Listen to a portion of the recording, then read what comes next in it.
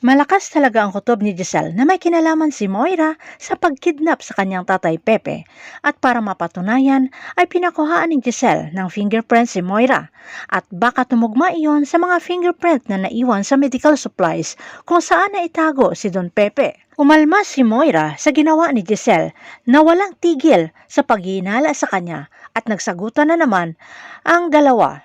Natigil lamang sila nang tumawag si Lynette at ipinaalam na nag-cardiac arrest si Lolo Pepe dahilan ng kumatos nito.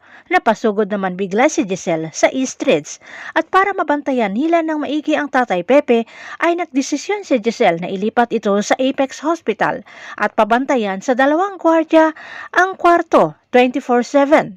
Samantala, inuusig na ng konsensya itong si Zoe sa pagtulak sa bangin sa lolo niya Pepe at lalong dumagdag na rin sa kanyang mental health condition.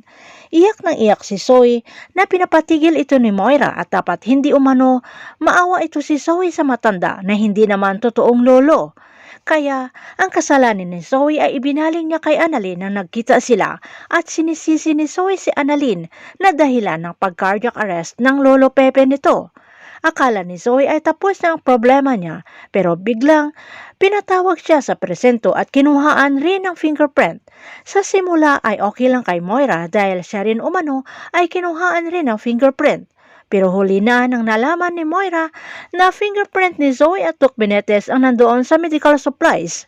Dito na kaya mabubuko sila Moira o patuloy pa ring iikot ang mundo ng kasalanan nila Moira at Zoe at Dr. Benitez.